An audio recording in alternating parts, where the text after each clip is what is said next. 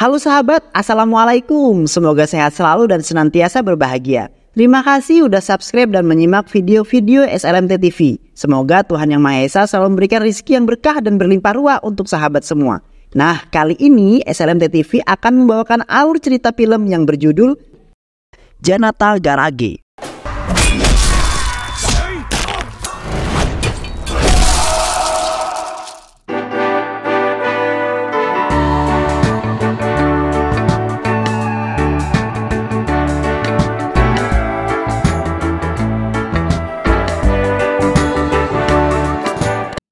Satyam adalah seorang mekanik kampung yang mencoba peruntungan usaha bengkel di kota Hyderabad. Dia memiliki istri bernama Padma dan seorang anak yang masih kecil bernama Raghav. Berkat usaha dan dorongan dari sang adik yaitu Shiva, usaha bengkel milik Satyam kini dapat berkembang dengan sangat cepat. Satyam lalu menamakan bengkel sekaligus rumahnya itu dengan nama Janata Garage, yang artinya bengkel rakyat. Suatu hari, seorang pelanggan bengkel bernama Karim mencurahkan isi hatinya kepada Satyam. Karim menceritakan tentang anak gadisnya yang diperkaos oleh 4 orang pria, lalu dihabisi dan dibuang ke jalanan. Mereka membuat kejadian itu seolah-olah anak gadisnya tewas karena sebuah kecelakaan. Kasus pemerkosaan ini kemudian dibawa ke kantor polisi oleh Satyam. Satyam menuntut agar polisi, khususnya Chandrasekhar, segera melakukan penyelidikan dan menemukan pelakunya. Namun, Chandrasekhar yang sekaligus temannya Shiva mengatakan kepada mereka bahwa polisi tidak bisa menindaklanjuti kasus ini karena tidak adanya barang bukti dan juga saksi. Apalagi 4 orang tersebut juga memiliki pengaruh di kota ini. Hukum dan polisi ternyata tidak dapat menegakkan sebuah keadilan di kota ini. Satyam yang kecewa dengan keputusan Chandrasekhar lalu berinisiatif untuk menyelesaikan masalah ini secara sendiri. Satyam mulai bergerak mencari pelaku dan membantainya. Satyam lalu membuat mereka seolah-olah meninggal karena sebuah kecelakaan. Chandrasekhar mengetahui bahwa Satyam dan pekerja di Janata adalah dalang di balik peristiwa ini. Satyam membantai dan main hakim sendiri bukanlah perbuatan yang dibenarkan oleh hukum. Aku mintamu untuk tidak mengulanginya lagi. Apapun yang terjadi, ujar Sekhar. Sementara itu, ternyata desas-desus Satyam dan bengkel Janata di balik peristiwa pembantaian pelaku pemerkosaan menyebar ke telinga masyarakat. Mereka yang tidak puas dengan hukum dan pihak kepolisian merasa bahwa Satyam adalah keadilan yang sejatinya. Mereka mulai berbondong-bondong datang menemui Satyam di bengkelnya dan meminta untuk menyelesaikan masalahnya dan ketidakadilan yang mereka rasakan. Satyam yang mendengar semua itu selalu bisa menyelesaikan. Satyam tak gentar dengan siapapun yang ada di hadapannya. Preman penguasa politisi dengan gagah berani Satyam taklukkan. Keberadaan Satyam dan bengkelnya kini mulai terendus oleh pihak media. Media yang menceritakan tentang bengkel rakyat yang selalu membantu masalah rakyat. Suatu hari, Suresh, kakak ipar Shiva, meminta Shiva untuk ikut pergi ke Mumbai. Suresh mengkhawatirkan keselamatan Shiva jika dia terus berada di sisi Satyam. Namun Shiva dengan tegas menolak permintaan tersebut. Jika kakaknya ingin pergi ke Mumbai, aku akan mempersilahkan kakak membawa istriku ke sana. Tapi aku akan tetap berada di sini bersama Kak Satyam. Suresh akhirnya pergi dari sana tanpa membawa apa yang diinginkannya. Tak berselang lama setelah kepergian Suresh, seorang pengusaha bernama Mukesh Rana datang menemui Satyam. Mukesh adalah kakak dari adiknya yang telah dihabisi oleh Satyam. Mukesh tidak marah dengan kematian adiknya, tapi dia memperingati Satyam untuk tidak ikut campur dalam usahanya. Namun Satyam dengan gagah menolak permintaan tersebut. Jika itu adalah hal yang mengganggu masyarakat, maka aku akan pasti membereskannya, ujar Satyam. Sementara itu apa yang ditakutkan Suresh kini menjadi sebuah kenyataan. Shiva, istri dan anaknya yang hendak pergi ke sebuah kuil diserang oleh orang yang tak dikenal. Shiva dan istrinya tewas di dalam penyerangan tersebut. Hanya anaknya lah yang bernama Adnan yang selamat dalam penyerangan itu. Satyam dan semua keluarga besarnya tentu saja sedih dengan peristiwa yang terjadi. Karena ulah dirinya dan bengkel Janata yang selalu membantu rakyat, Shiva dan istrinya harus meregang nyawanya. Namun walaupun demikian, Satyam menegaskan kepada semua orang bahwa dia tetap akan melakukan hal yang sama. Dia dan bengkel Janata tidak akan berhenti membantu rakyat yang membutuhkan sebuah pertolongannya. Untuk menjaga dan melindungi putranya Shiva, Satyam lalu menyerahkan Adnan kepada Suresh. Dia meminta Suresh merawat Adnan sebagai hukuman kepada dirinya. Satyam meminta Suresh untuk tidak menceritakan apapun mengenai keluarga sang ayah tercintanya. Hari demi hari terus berlalu. Satyam dan bengkel Janata tetap membantu masyarakat. Sementara Adnan mulai tumbuh dengan baik di sebuah kota Mumbai. Beberapa tahun kemudian, kini Adnan sudah dewasa. Dirinya jauh dari dunia kekerasan, tak seperti keluarga ayahnya. Adnan adalah seorang aktivis mahasiswa yang aktif menyuarakan isu-isu lingkungan. Di sisi lain, Suresh, pamannya Adnan, memiliki anak perempuan bernama Puji. Puji adalah seorang gadis yang sangat cantik sekali. Dirinya dan Adnan sering menghabiskan waktu secara bersama-sama. Sementara itu, kecintaan Adnan terhadap lingkungan membuat Suresh mulai khawatir. Karena kecintaannya itu membuat Adnan mulai berlaku kasar. Padahal Suresh sengaja membesarkannya di Mumbai untuk menghindari perilaku kasar seperti keluarga ayahnya di Hyderabad. Perilaku kasar itu dapat dilihat dari Adnan yang menegur teman kelasnya yang bernama Anu. Adnan menilai jika Anu yang sedang bermain kembang api dapat menimbulkan pencemaran udara. Namun dengan teguran Adnan mulai ditanggapi dengan tanggapan yang berbeda oleh Anu.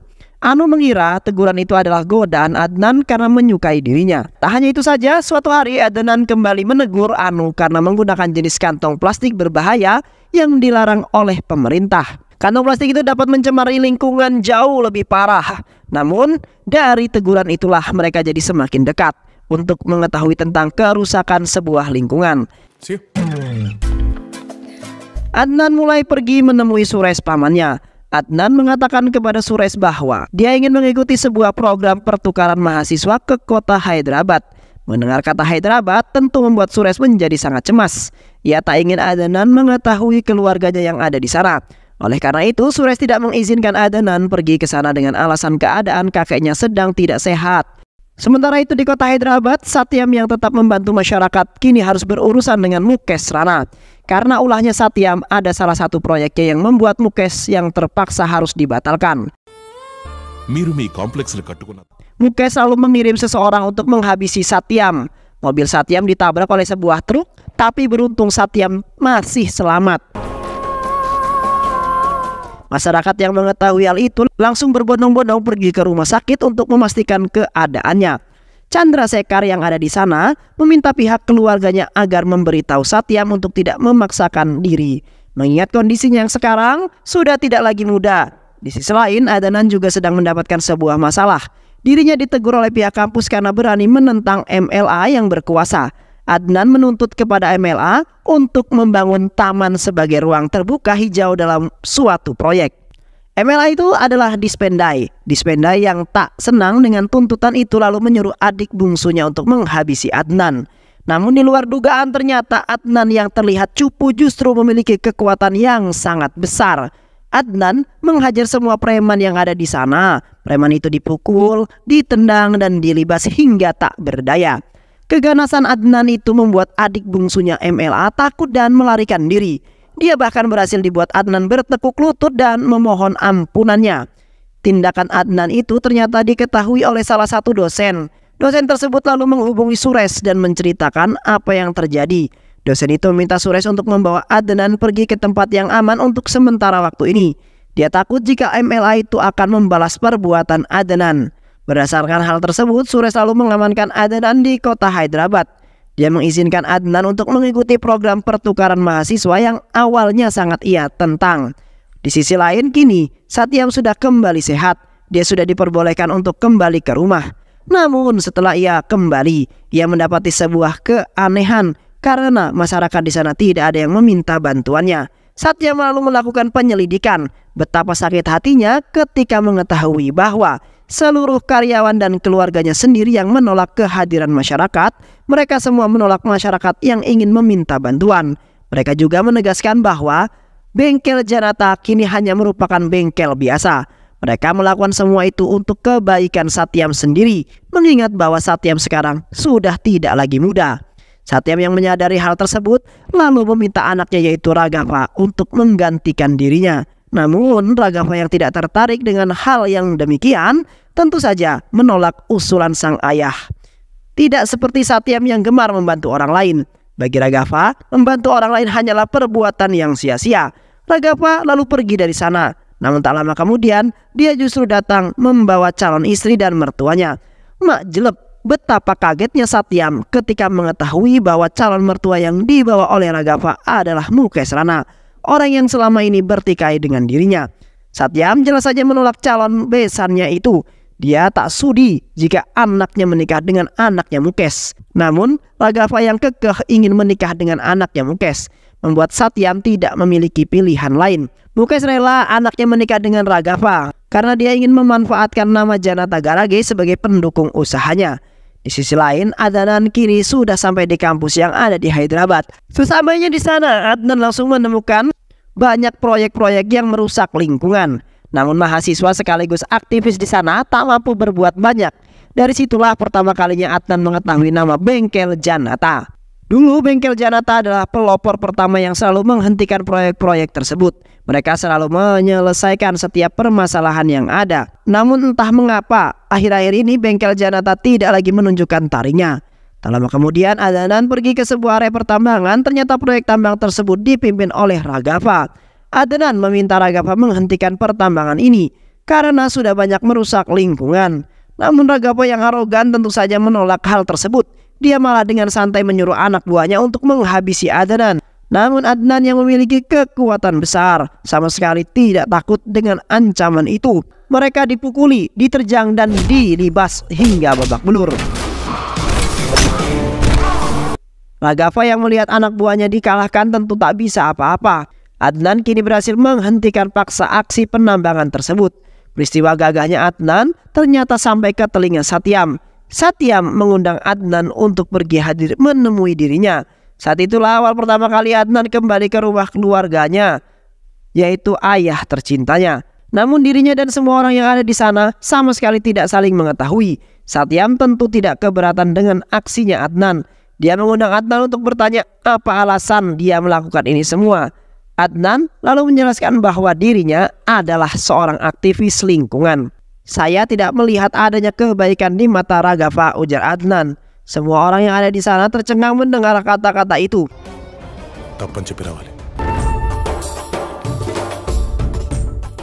Keesokan harinya giliran Satyam yang bertemu dengan Adnan. Satyam yang bisa menolong orang-orang, kali ini malah dirinya yang meminta tolong. Satyam melihat Adnan sama seperti dirinya. Dia melihat Adnan untuk menggantikan dirinya dan menjadi bagian dari Janata Bengkel. Dia pergi ke Bengkel Janata dan siap melakukan tugasnya. Adnan lalu pergi bertemu dengan Vikas, salah satu pegawai pemerintah yang dulu pernah ditolak oleh keluarga Satyam. Vikas menceritakan bahwa dia adalah orang yang menentang proyek pembangunan salah satu rumah sakit. Namun akibat dari pertentangan itu, istrinya pun diancam akan hendak dibantai. Itulah mengapa dia datang meminta bantuan pada Bengkel Janata. Was lalu pergi ke kantornya bersama Adnan dan anak buahnya. Ternyata proyek rumah sakit itu adalah proyek milik Mukesh Rana. Vikas datang dan mendekati seseorang preman. Vikas dengan berani menyatakan bahwa dirinya akan selalu menentang proyek tersebut. Preman-preman yang merupakan anak buah Mukesh Rana tentu saja marah dan hendak menghabisi Adnan. Namun Adnan langsung turun dan menghajar semua. Preman-preman itu, keganasan dan kebrutalan Adnan membuat anak buahnya tak perlu lagi turun tangan. Para preman diajar hingga tak berdaya. Adnan menjelaskan kepada mereka bahwa Bengkel Janata Garage akan kembali seperti dulu. Di bawah kepemimpinan Adnan, nama Bengkel Janata jadi jauh lebih populer. Chandrasekhar yang sekarang menjadi komisaris lalu memanggil Adnan ke kantornya. Chandrasekhar menanyakan apa hubungan Adnan dengan Bengkel Janata. Dia juga meminta Adnan berhenti melakukan hal tersebut. Ini adalah tugas polisi. Polisi yang akan membantu masyarakat bukan Bengkel Janata, ujar Chandrasekhar. Namun pada kenyataannya polisi yang tak mampu menyelesaikan banyak masalah dari masyarakat yang mengakibatkan masyarakat lebih mempercayai Bengkel Janata ketimbang polisi. Chandrasekhar merasa Adnan adalah orang yang lebih berbahaya. Dia meminta anak buahnya untuk menelusuri latar belakang Adnan. Siapa Adnan yang sebenarnya? Kemudian setelah mendapatkan informasi itu, Chandrasekhar lalu pergi ke rumah Satyam bersama keluarga Suresh. Suresh bertanya kepada Satyam tentang kabar keponakannya. Satyam menjawab bahwa dia baik-baik saja. Pada awalnya dia mengira bahwa Suresh sedang menanyakan kabar Raghav, karena dia tidak mengetahui bahwa Adnan adalah keponakan yang dimaksud Suresh. Tapi setelah Suresh memberitahu hal itu, semua orang yang ada di sana langsung kaget dan terkejut. Satyam kembali mengingat janjinya kepada Suresh bahwa dia tidak akan melibatkan anak istrinya, Siva, nanti dengan keluarga ataupun Bengkel Janata. Namun dia justru malah melanggarnya. Untuk membela dirinya, Satyam mengatakan bahwa dia sama sekali tak mengetahui jika Adnan adalah anak Siva. Suresh selalu meminta Adnan untuk kembali ke Mumbai. Apalagi Adnan sekarang sudah dijodohkan dengan Puji, anaknya Suresh. Suresh tak ingin apa yang dialami adiknya dulu terjadi pada Puji. Hanya karena Adnan yang terlibat, masalah dengan bengkel Janata, Suresh lalu membuat dua pilihan untuk Adnan. Tinggal di bengkel Janata atau menikahi Puji dan hidup di Mumbai. Itu adalah pilihan yang sulit bagi Adnan. Dia sangat mencintai Puji dan dia juga menyayangi Suresh yang telah dianggap sebagai sang ayahnya.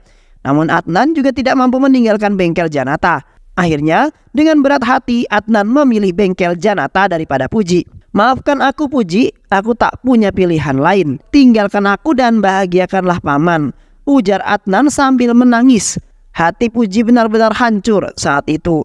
Mereka berdua hanya bisa menangis satu sama lain. Suresh yang tak ingin putrinya itu terus bersedih lalu menjodohkannya dengan seseorang pria.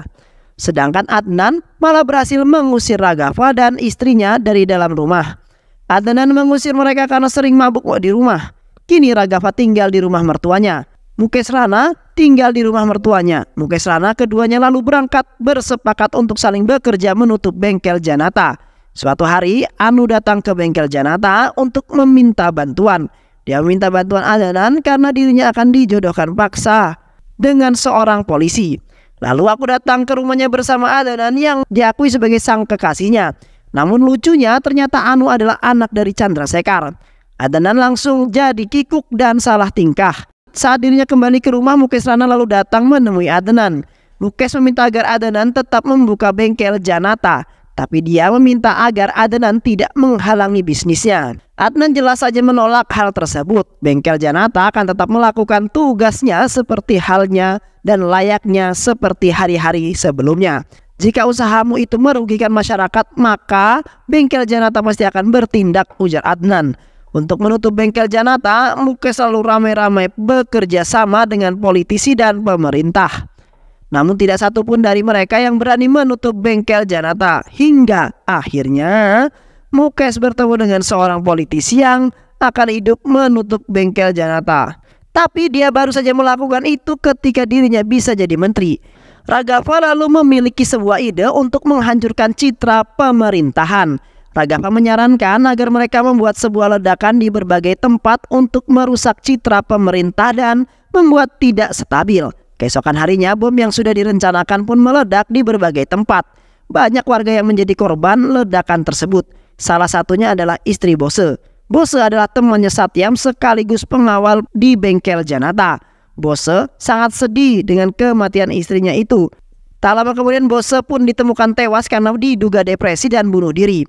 Serangan bom tersebut menjadi perhatian khusus pihak kepolisian. Komisaris Chandrasekhar menuntut alasan itu untuk memberi perintah penyidikan pada kasus ini. Namun atasannya justru berkata lain. Polisi tidak dapat berbuat banyak. Bahkan atasannya itu meminta Komisaris Chandrasekhar untuk tidak mengacau dan menyelidiki kasus ini. Chandrasekhar yang tak berdaya kini untuk pertama kalinya datang ke bengkel Janata dan meminta bantuannya. Adnan menyetujui permintaan itu. Adnan dan Komisaris Chandrasekhar akan bergerak diam-diam menyelidiki kasus ini. Mereka akan saling bekerja sama untuk mengungkap kasus bom tersebut. Adnan lalu bergerak cepat. Dia menghabisi semua kelompok yang terlibat dalam pengeboman itu. Adnan mengetahui bahwa mereka adalah pelakunya dari rekaman CCTV. Ada seseorang yang pernah bertarung dengannya saat ditambang. Berdasarkan hal itu pula, dia menyadari bahwa Raghav juga pasti terlibat, dan jika Raghav terlibat, maka Mukesh Rana juga pasti terlibat. Adnan lalu kembali menerima fakta yang lebih mencengangkan lagi. Fakta itu adalah Bose tidak tewas bunuh diri, melainkan dia dihabisi oleh Raghav. Raghav menghabisi Bose karena dia tahu Raghav adalah dalang di balik ini semua. Adnan mengetahui fakta itu dari keluarga Bose yang menceritakannya. Adnan lalu berkumpul dengan seluruh keluarga ayahnya. Dia menyampaikan niatnya untuk membunuh Raghav. Saya sudah mengetahui bahwa Raghav adalah orang yang dibalik kasus pemboman ini. Saat ini Satya mengumpulkan paman dan bibinya untuk mengatakan bahwa saya tetap akan menghabisi Raghav. Padma yang merupakan istri Satyam sekaligus ibu Raghav memohon kepada Satyam untuk menghentikan aksinya Adnan. Dia tak ingin jika putra sematawayangnya itu tewas dibantai oleh Adnan. Dia tak ingin dirinya kehilangan Raghav selama-lamanya. Namun Satyam sama sekali tak bergeming. Dia justru menyampaikan kekecewaannya kepada Raghav karena telah membunuh Bose. Padahal Bose imut membesarkannya sejak kecil. Fatma lalu memohon kepada Adnan untuk tidak menghabisi Raghav. Jangan bunuh dia, kau tidak mengetahui bagaimana rasanya kehilangan orang yang sangat dicintai, ujar Fatma. Namun Satyam yang mendengar hal tersebut langsung membantah kata Padma. "Kau salah orang, Padma. Justru Adnan adalah orang yang paling mengetahui bagaimana rasa sebuah kehilangan orang-orang yang dicintai. Saat dia kecil, dia kehilangan cinta ayah dan ibunya. Saat dia dewasa, dia juga kehilangan cinta dari gadisnya yang dikagumi. Satyam sudah bertekad Adnan tetap akan menghabisi Raghav. Dan aku akan mendukungmu," ujar Satyam. Adnan bersama anak buahnya lalu pergi ke markas persembunyian Raghav. Di sana sudah ada banyak preman yang disewa oleh melindungi mereka. Namun segerombolan preman itu bukanlah apa-apa di hadapan Adnan. Adnan dan anak buahnya berhasil melihat semua preman yang ada. Mereka menghajar preman-preman itu dengan sangat brutal. Adnan kembali mengamuk dan menghajar preman-preman itu. Adnan kini berhadapan dengan Mukesh Rana. Dia tanpa basa-basi lagi langsung menghabisinya. Raghav yang ketakutan menangis di hadapan Adnan. Dia memohon agar Adnan mau memaafkannya. "Adnan, aku ini kakakmu. Maafin aku ya. Maafin aku karena telah melakukan sebuah kesalahan."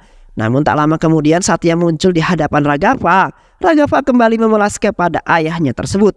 Dia memohon agar ayahnya mau mengampuni dirinya. Tapi Satyam dengan tegas mengatakan, bengkel Janata akan menghukum orang tanpa pandang bulu. Itu semua demi tegaknya keadilan bagi masyarakat. Satyam lalu menghabisi Raghav tanpa belas kasihan. Dan film pun selesai.